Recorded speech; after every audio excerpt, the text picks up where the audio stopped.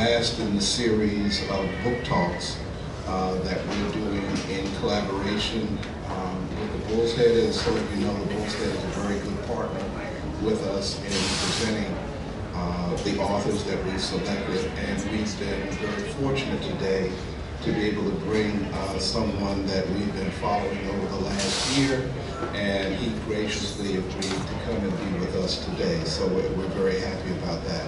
I do want to mention that there's one more program happening this term with the Stone Center, and that is it's an event that focuses on Frederick Douglass. Many of you know that this is an anniversary year for Frederick Douglass. So the great, do I owe him one more, Sheree? Yep. Great-grandson of Frederick Douglass is going to be here speaking on the 23rd of April at the Stone Center at 7 p.m. He's going to come and he's going to be in conversation with one other descendant, and afterwards we're going to have an opportunity for people to interact with him. Today, as I mentioned, we're very fortunate to have Professor Pablo Gómez, who is an assistant professor at the University of Wisconsin-Madison. And Wisconsin-Madison resonates in our head because we lose so many people to Wisconsin, because the way that they've structured themselves over the past 10 to 15 years has been really, really innovative. And in some ways we're a little bit behind them, in some ways we're a little ahead, but by and large there is a great deal of really interesting work that takes place there. His work is in medical history and bioethics. He's there in the School of Public Health, and he also works in history and the history of medicine in the Department of History. His education includes a PhD and MA from Vanderbilt University in the history of medicine and Latin American history.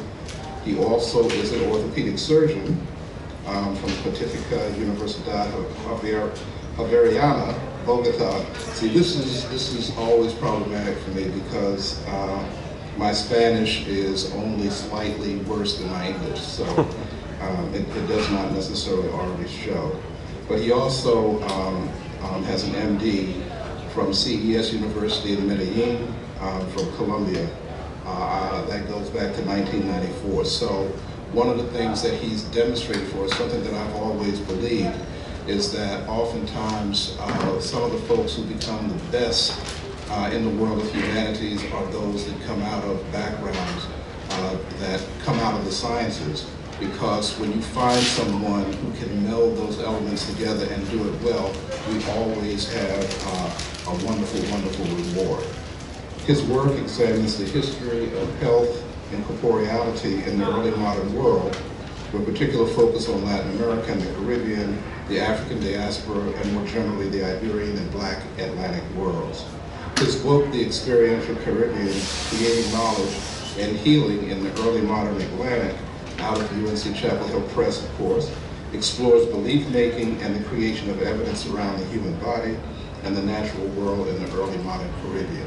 And as a son of the Caribbean, this is very important to me. As a son of Trinidad, I've always been interested in how people sort of reconstruct what's happened to that part of the world. He is currently working on a history of the quantifiable body and the development of novel ideas about risk, labor, and disease that appeared in Atlantic slave markets during the 17th century.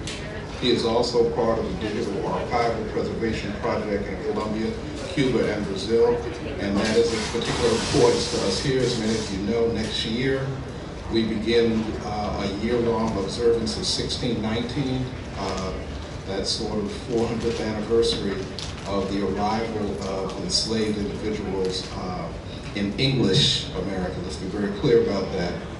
What we know as English America. So those kinds of projects that he'll be involved in also connect very closely to what we're doing here. So please help me in welcoming Professor Gómez.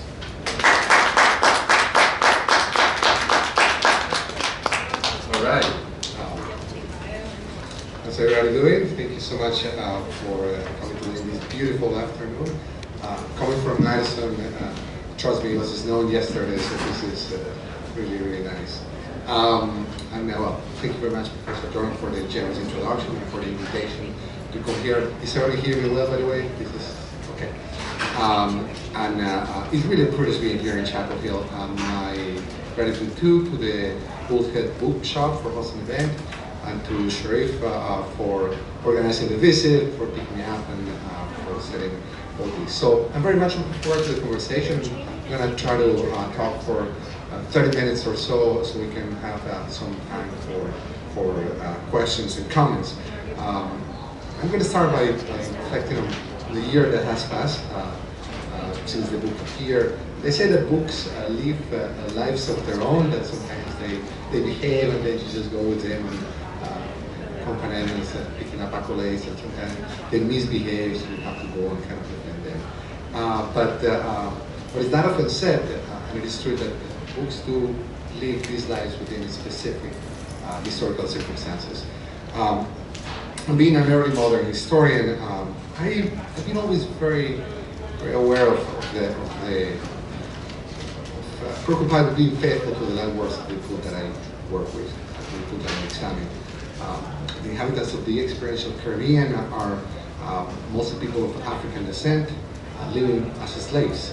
The majority of them were also first-generation Africans. This is to say that there were alien wars in many, many ways, more than I have time to underscore here to my own experiences. And yet, as when I was writing the voices of these Caribbean actors that populate the book have been present as I've been going through my daily life in these troubled kinds of hours. And I keep coming back to their actions, their careful crafting and invention of the world as lived in spaces marked by destitution and rupture.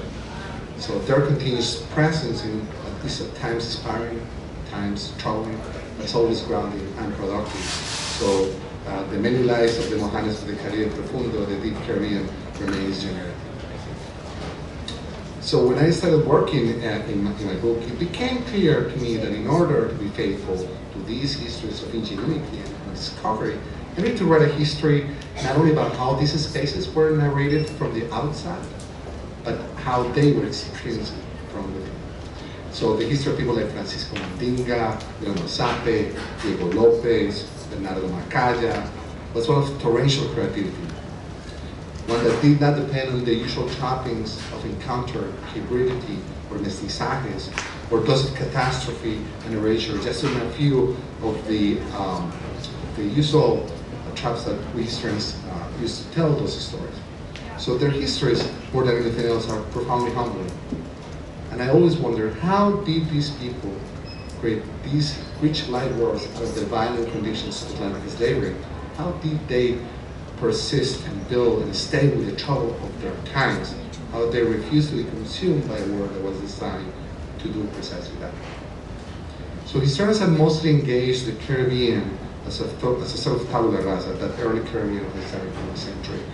One that could be reimagined and reinvented both historically and historiographically for analysis of commodity and wealth production, natural history, or the discussion of African cultural and social continuities, or territorialization.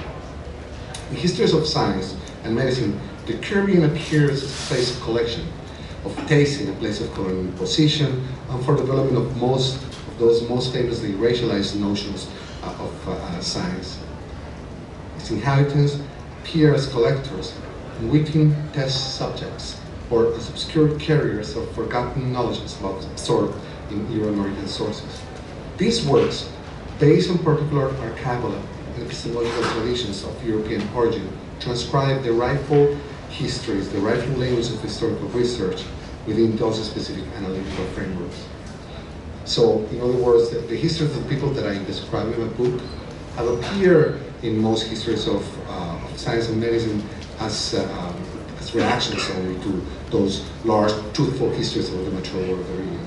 This has been naturally a product of the process by which the discipline of history works, and how we historians create the discipline itself. But there is much more, obviously.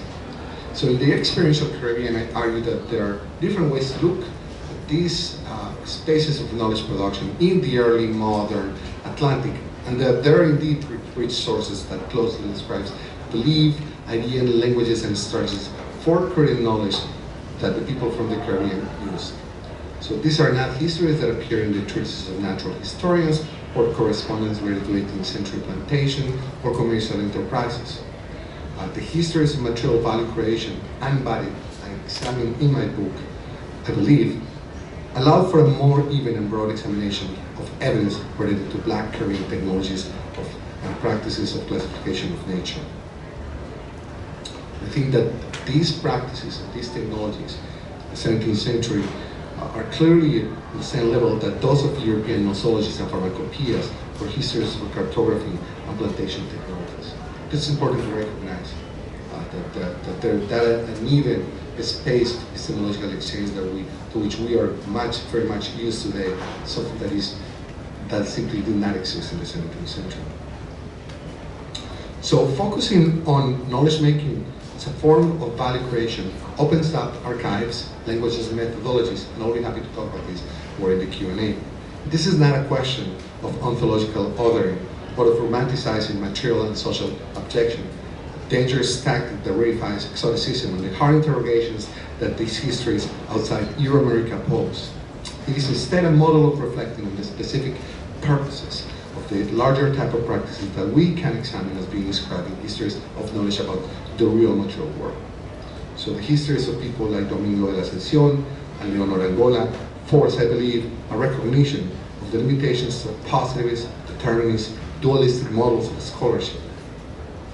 There was, for me, a sense that we historians had treated the works created by the people that appear in the experiential Caribbean as if they were not real, as if these were cultural religious answers to an obdurate materiality that was best traced in fields covered under the modern social sciences or the modern sciences. To put it in a few words, I believe that the recognition of early modern Black Caribbean communities as active receptors, shapers, and most importantly, acculturated agents allows us to concentrate on the concrete conditions and processes that construct meaning, power, and value.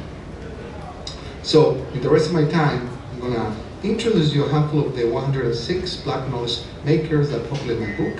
And I'm going to talk a little bit about those transformations to the ways of knowing the natural world that I'm referring to. So these Black Mohanes, to use one of the terms that 17th century Caribbean people used to describe these knowledge makers, led an epistemological revolution in which the experiential experience replaced first principle on the as the basis for Caribbean ways of knowing truths about the natural world. And I'll pause here to remember that it is in the 17th century that precisely the same sort of transformation about replacing knowledge that is coming from first principles as a way of explaining the natural world that is replaced by what we today consider something akin to the scientific method, something that comes actually from experience, from what is empirically collected. So one of the arguments here is that people outside that project, that most people imagine also is happening in Northern Europe, people like slaves in places like Cartagena, Havana, Jamaica, are actually enacting some very similar processes for their own purposes in their own terms. So I also want to say that I've mentioned this word twice, and this is something also that I think is important, that I try to do in the book, is try to talk about these knowledge makers not as shamans or religious figures, but rather in the terms that they were known at the time. So many of them were called Mohanes. Mohanes is a term of Amerindian origin that in the early modern Caribbean, and specifically in the New Kingdom of Grenada, what today is Colombia, invoked numinous and terrestrial powers, and hierarchies and mastery of knowledge about nature and the body. And let me start by introducing you to the story of one of those, the most remarkable Mohanes that I encountered. So Don Fray Cristóbal Pérez de la Cerrada received many illustrious visitors during his tenure as Bishop of Cartagena de Indias, in what today is Colombia. This Cartagena was at the time the main slave entrepot in the Americas.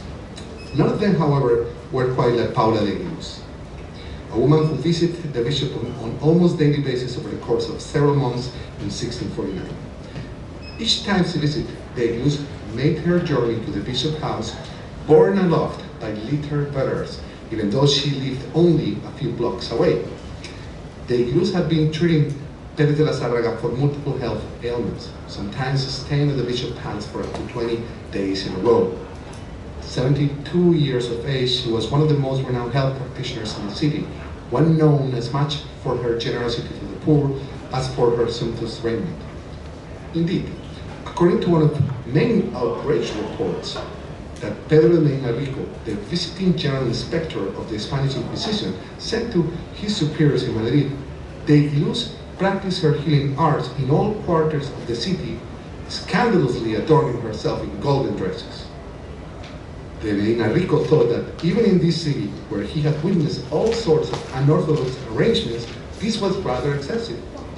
After all, the only item of clothing that Paula de Glus was supposed to be wearing in the streets was a San Benito, where she was a penitent of the Holy Office, serving a life sentence for witchcraft in the Inquisition jail. De Glus was also, at least still nominally, a black slave.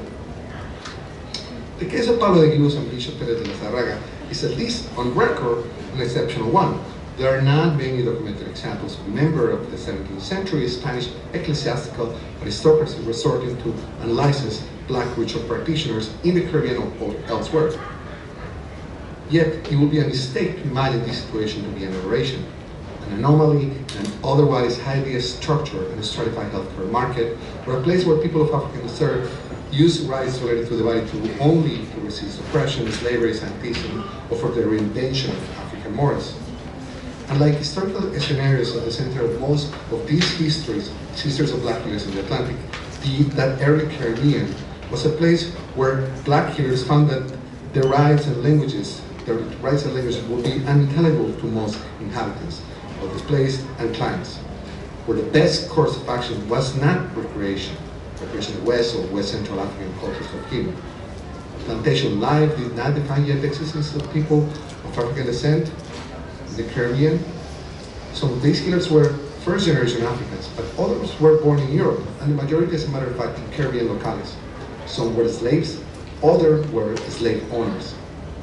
They could and did indeed buy the freedom. Crucially, in the 17th century Spanish Caribbean, we have to remember too that the Spanish Caribbean was up to 1670 the main recipient of the slave trade coming to the Americas in northern Brazil. Obviously Brazil will overtake, and then of course the British and French Caribbean. But and up to 1670, most people were coming through the Caribbean to work mostly in places like Peru, Mexico, and in the New Kingdom of Granada, today's Colombia, in mines. So, but what I'm trying to say here is that blackness was not necessarily a proxy for specific social stratiums. That is specifically true in places like Cartagena, Havana, Panama, San Juan de Puerto Rico. Even more, many of these historical actors have traveled the Atlantic for years before arriving in Caribbean cities and hinterlands, picking up along their trajectories cultural tropes and techniques for dealing with nature and human bodies. By the time of their encounters in the bishop's palace, the circumstances of Paula de Glus and Bishop Pérez de la Zárraga could hardly be more different. Paula had been in and out of the Inquisition prison for 2 decades, since she had first caught the attention of the authorities in Las Minas del Cobre in eastern Cuba before being deported to Cartagena to face trial. She was the daughter of West African slaves. Her father was Bañón, her mother was Languada.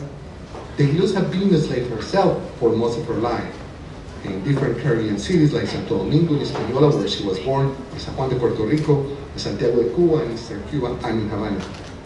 Contrastingly, Bishop Pérez de la Zárraga had been born in Madrid, in one of Madrid's most exclusive neighborhoods. After studying some of Spain's elite school, he obtained a degree in theology and moral philosophy from the University of Salamanca. Following his graduation, he became an examinador, an examiner and expert of the Supreme Council of the Inquisition in Madrid, and professor of several colleges and universities before traveling to the Indies to take up his post in Cartagena. I'm trying to say here, this is a very wealthy man that took by one of the most sought after posts in the New World. He could afford any kind of medical treatment he wanted.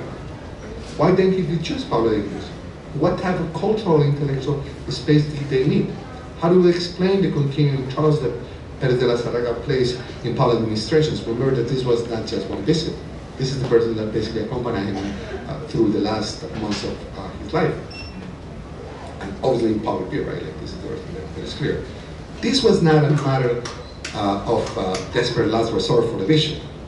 He could have become among the hundreds of practitioners in a cosmopolitan city that was called the finest port in the Indies, a city that prided itself in having the best physicians and surgeons from all over the globe, and the finest hospital in the entire Caribbean. The San Sebastian, one of three in the city, received patients from all over the Atlantic and cured more than 2,000 people annually. La Zarraga picked Pablo de Dios because she was, I don't think there is another way to put this, one of the most foremost experts in bodily matters in early modern Cartagena. Her work with the bishop lasted, as I said before, for several months until he died in February of 1649. But it was not only, of course, the bishop. Furthermore, the Surgeon Major of the Inquisition, Yale, affirmed that Paula was a charitable soul who, despite her old age and the due incarceration, had attended the request of hundreds of Cartageneros from her healing from her jail, thereby making constant trips outside the prison walls. Among others, Paula, for instance, healed priests like Fray Pedro de Arias of the San Agustin Orders. The success of black health specialists and the preeminent position they acquired in the healing marketplace of the Caribbean made them a threat to the credibility and the purses of other healers. As West Central African Mohan Domingo Congo said in 1651, quote, "The doctors of Caracas, Venezuela, are my enemies because I cure the patients they cannot," unquote. The power of African healers in the region is evident all over the records. And one of many other examples, patients in Cartagena, including the Spanish friars, resorted to the West African healer Francisco Arara when, quote, they did not receive any benefit from the treatment of other physicians. Like Bishop Perez de la Zarraga and the throngs of Cartageneros who patronized health practitioners of African descent, Atlantic people of all origins have been a world in which perceivable events did not always match a unique epistemological schema. For Black Caribbean health practitioners, this necessarily asks for exploring and experimenting with new therapeutic alternatives and incorporating them into their own explanatory frameworks. Antonio Congo from West Central Africa, for instance, spent his day in the forest looking for new cures. Domingo Congo, the enemy of the Caracas doctors, declared that in his cures he used chickens, leaves, crosses, and some bread powder he called barquisa. A diminutive loquacious black figurine adorned with chicken feathers reputedly helped him find the necessary elements for his rituals in the countryside around Caracas. Similarly, Mateo Arara, a ritual practitioner from West Africa, who in all likelihood was a priest of high rank in Ajada, had specific methodologies for exploring and classifying the natural world and human diseases he had learned from his teachings in Africa. In 1651, Mateo appeared before the Inquisition tribunal in Cartagena facing charges of being a Mohan, which in the prosecutor's words was a master of sorcerers. Witnesses declared that Mateo used escobita, or an esterita, that opened and closed by itself when he asked it a question. With it, he experimented with all types of herbs and contour herbs to ascertain what types of treatments would be useful to heal Christians. As he explained, after arriving in this kingdom, he had made from his wits a little mat out of palm leaves, which he tied by the ends. In its upper part, the little mat was divided into arms. The mat, Mateo said, and this is important, was a tool that he made in order to recognize the good and the bad herbs to cure Christians. And you are seeing what he's doing here. So he's talking what we consider to the technological terms. He's talking about materiality and evidence. Mateo Arara was not the only practitioner testing medical substances. Juan Ingles also experimented on himself and patients with plants like the Era Santa Maria and animals too.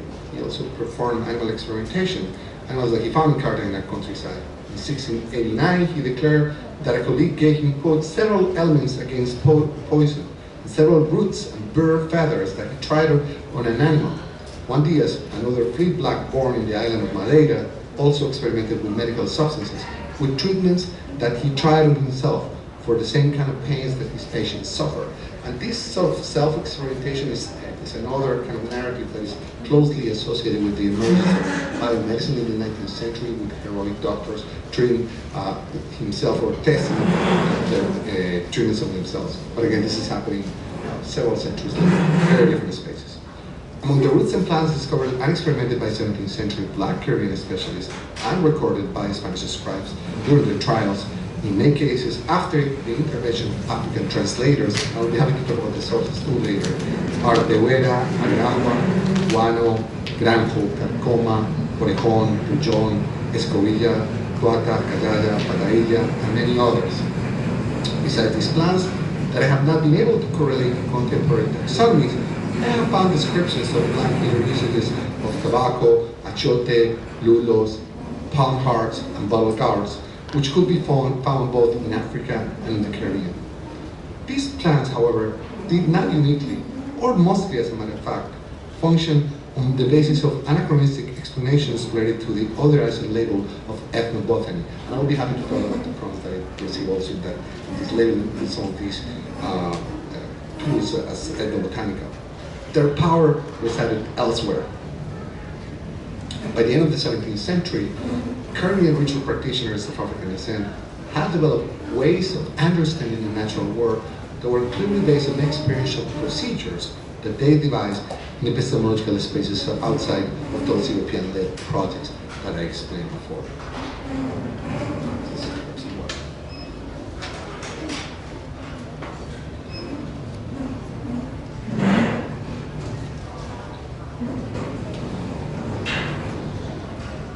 This can be seen in one of dozens of examples.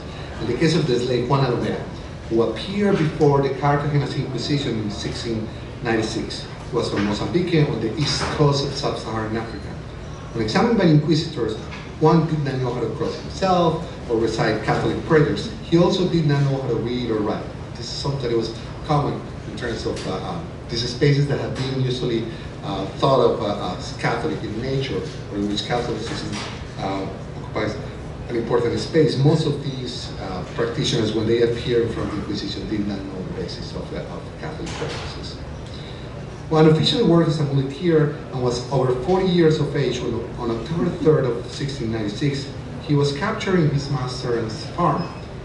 During his first audience, Juan accepted that he had experimented and developed sophisticated diagnostic and therapeutic methods for ulcers, dysentery, respiratory problems, and other ailments with roots like palo de fraile and cañoco.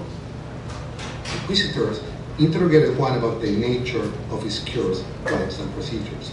They asked him specifically, quote, if he believed that the sticks and the leaves that he had described for the cures and diagnostic procedures had natural virtues to cure, or if he instead believed that the effects that his herbs had for curing and diagnosing could be related to the unintelligible words and benedictions that he said during his procedures, end quote. To this, Juan answered that, quote, that he believed in the natural virtues of the herbs, that the basis for what he believed was that he had made the experiment in himself when another black mandinga cured him.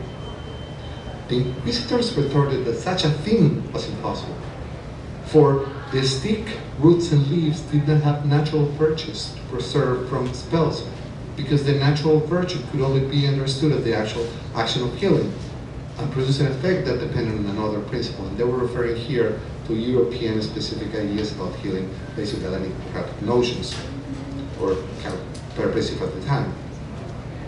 According to the inquisitors, these other principles was related to nefarious spiritual causes. This is right the way Juan answers. He says that, you guys don't know what I'm doing. He says, I only believe in virtue of the experience that I have had with myself.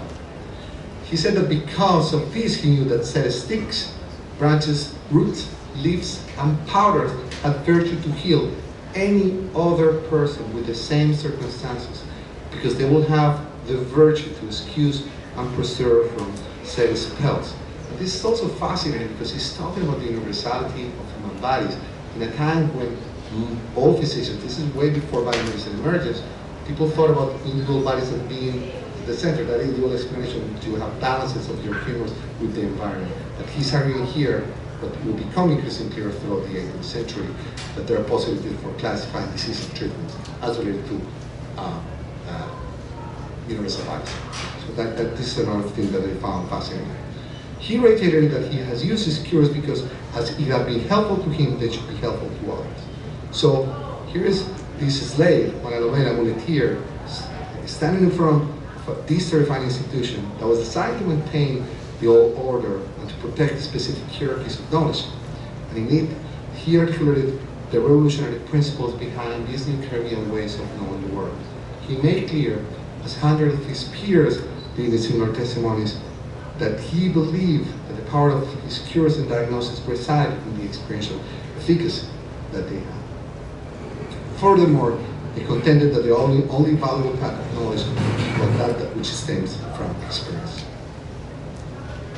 And again, this is remarkable. We have to remember that the universalism of diseases and in general comprise one of the major elements of the whole transformation and modes of thinking about the body that supposedly came from the work of anatomists, pathologists, and natural philosophers in early modern Europe.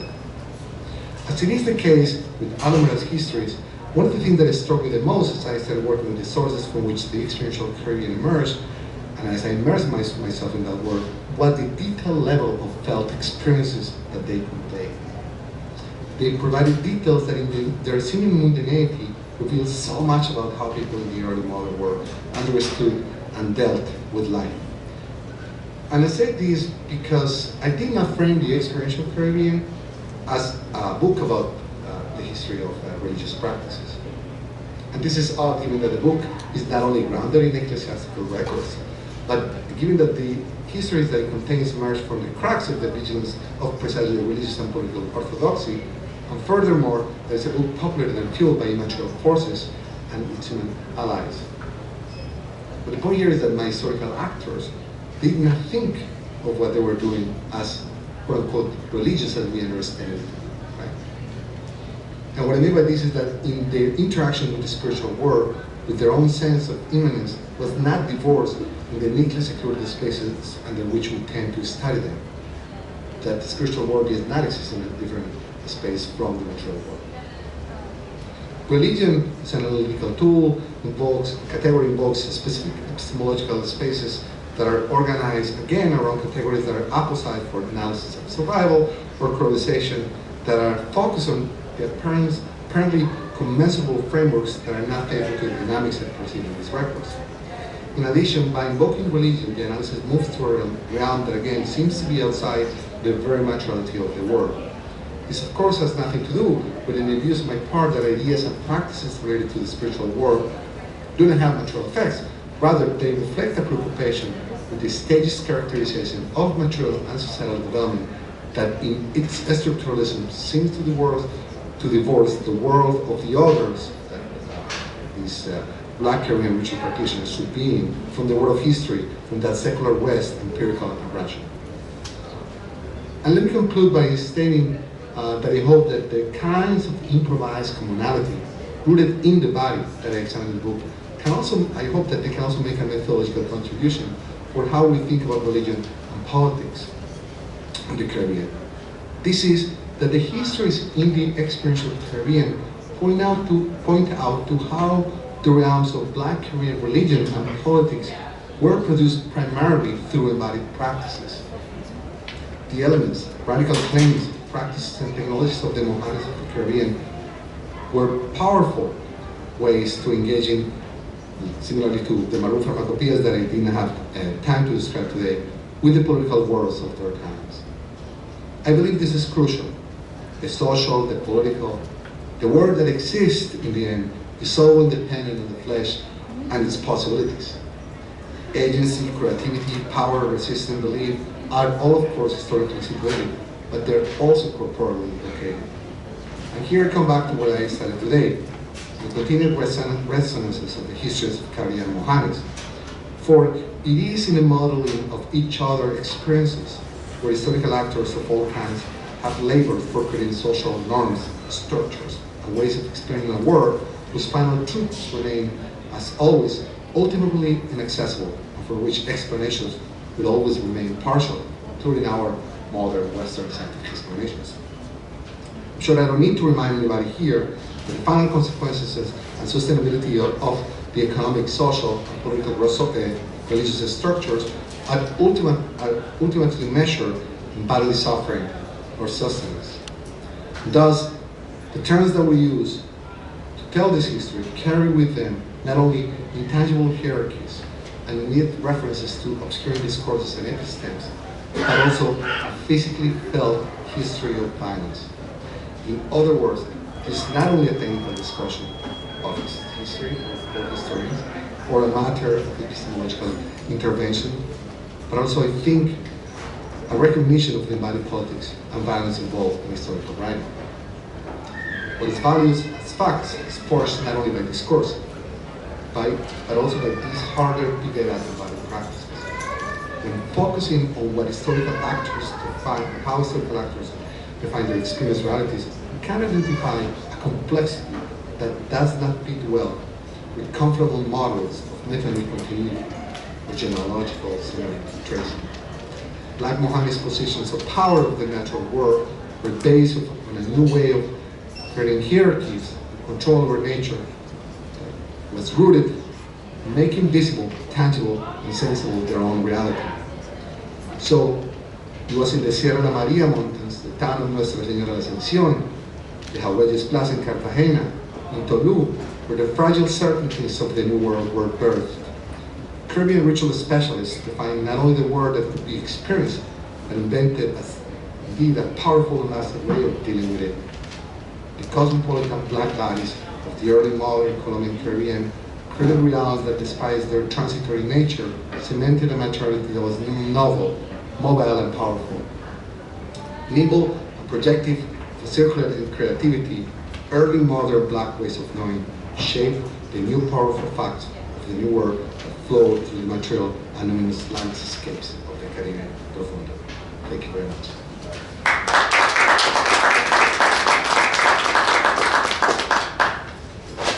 All right, so we have time for questions, comments. Thank you for sharing your work with us today. I really enjoyed it. You mentioned that you had some ethnobotanical sources. I was wondering if you could talk about this a little bit. Maybe tell us how that helped move your research forward and maybe some of your findings. Okay, so as I mentioned before thank you for the question first. In the talk, and I mentioned this also in the book, the historical records Inquisition records are full of descriptions of several types of botanical materials, right? Also of mineral or animal sources that these historical actors are. One of the things that worry me about, and I can see the value of ethnobotanical research, that, as I said also in the talk, has been at the center of many of the ways in which historians of science and medicine have dealt with these sort of records. But in reality, the power of these for instance, vegetable or animal or mineral substances did not only reside in the explanations that we scientifically can provide for them. So that is one issue that I have with focusing on the ethnobotanical uniquely, right? The other problem with it is that in putting it as something that is called ethno, we refer to it as if it does not belong to something that is located within the realm of knowledge making as we understand it to be in the West. And we also have to remember that at the time, the pharmacopoeias of Europeans were based on the very same set of principles. They are not either kind of closely related to physiological process that we understand today to be pharmacological in nature. They are also dependent on that sort of performativity and description of power to those material substances, right? The only real, from our point of view, scientific point of view, substances having an effect throughout the 17th century and 18th century, famous distinction of art, for instance.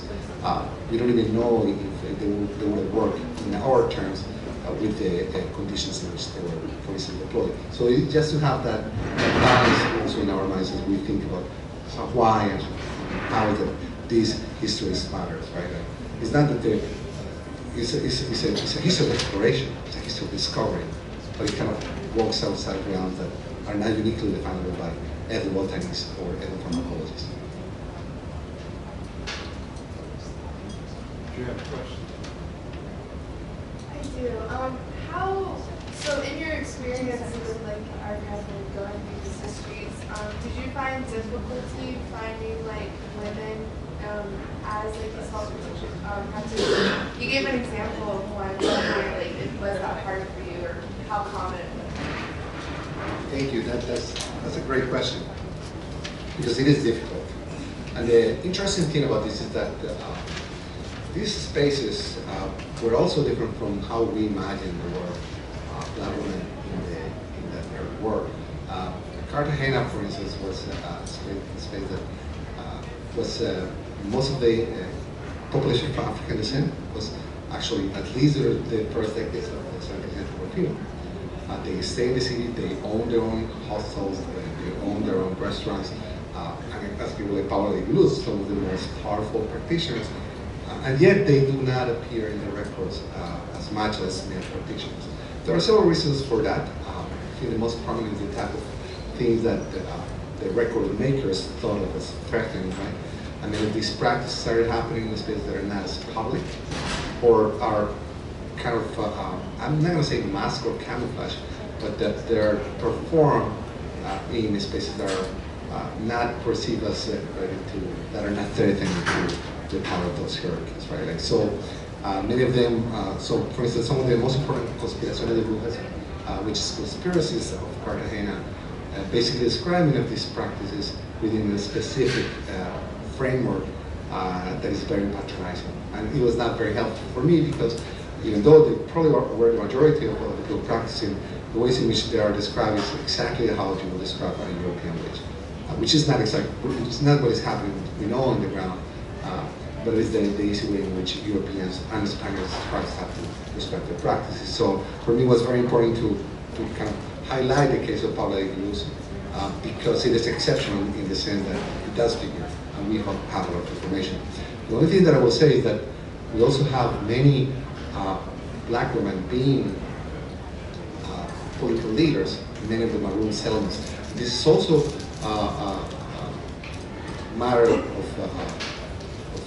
the political traditions that came from West Central Africa, for instance, right at the time. So many of those political leaders were also Mohanas, and that was what they were calling the records, who were also ritual practitioners. So, and places like Limon, and they will be again occupy positions that we usually don't think of.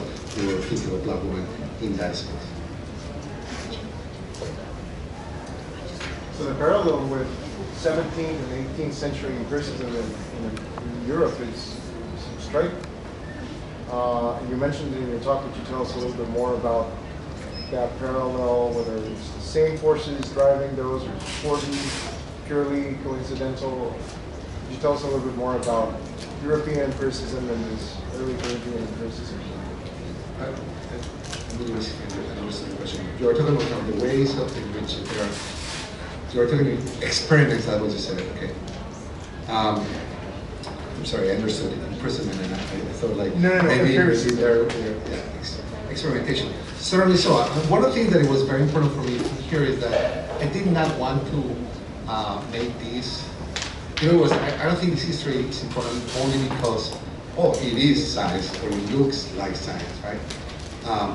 But rather, to show us, as mentioned here, I want to emphasize that there are, for instance, thinking about spells when they are doing these experiments. They are thinking about luminous entities when they are thinking about how you look for the ways in which you test herbs. That they are using what we will call power objects, or PC, as tools that they are helping. That is the technology that they are using. But you point out to something that is very important here, and it's something that I mentioned at the beginning of the talk. It is what happens in times of crisis, in times of social creativity, right? And where do people resort to? And what we see here is that In that space, fragmentation, right? In that space out of which precisely the scientific revolution emerges, also in the 17th century, which empiricism it comes with full force. The conditions are the same for all the galactics, right? In the case of people of African descent, we tend to think of them as committed to this somehow traditions, right? That they are different in the sense that this is the only way in which they can either create political power or create communities, right? For me, it was very important to underscore that space of ingenuity, as I said before, and of creativity that is based on the experiential. And the reason is precisely because, as I said also in the talk, similarly to what was happening in the world of 17th century commerce and medicine and natural philosophy, that it was that possible for you to make the same sort of transactions around knowledge that you did in a century before in this new world that is fragmented, that is polyglot, in which your references are not gonna talk in the same way to me, and that is what their experiences do in their own space. But again, they're doing it, and they're creating an experiential world that doesn't flow, that doesn't kind of have the same epistemological constraints or boundaries that the new science. And yet, it is as rational, as creative, as innovative as these more vaunted interventions. It goes a little bit back to and I'm wondering to the extent this is a metropolitan area, this is a very, very fertile crossroads. So even if the interaction or the intercourse between European and African was not so traditionally policed, but policed culturally. What about the indigenous? To what extent does the pharmacopoeia of indigenous people influence what you have with the African? Absolutely. This is the famous history of the Caribbean, right? Like, the famous myth, I would say, not history of the Caribbean, that the Americans disappeared, right? And it is true that the collapse of the American population, specifically in the islands, was important. But you see in the records, and specifically in the northern part of the Kingdom of Granada, Colombia, in Venezuela, reference after reference from these practitioners themselves, people like Antonio Congo, that they will go and learn from American Mohanis, that they will go and learn from the Indians. And that happens also in Havana, in the hinterlands, right? And then there's another part of this history that is fascinating too, that didn't have a chance to talk this, how many of these Mohanis will be hired by caciques as healers of their communities. So this happened around the town of Tolu, which is south of Cartagena, in a place called La Maria. The cacique basically summoned this healer from West Africa, Francisco Mandinga, who was very successful. And they spent several weeks traveling around this is of course in the aftermath of the mobilization of these Native American populations to spaces that was called encomiendas and repartimiento, right? So the Native American population, the American population in the Caribbean was also dispersed, but also suffering from the very same sort of process that I was just mentioning, right, of destitution, of mobility, and of some of the repartidores mentioned that those Indian towns were also like Babylons, and that there were people fighting, people that had been enemies for generations. All of a sudden, because of that decimation, they found themselves together as repartimiento. So it's a very, very rich and volatile, but it's a place of, again, as I said before, exchange, going both sides, from the side of people of African descent and Africans, to Native Americans and vice versa. Any other questions? Well, please.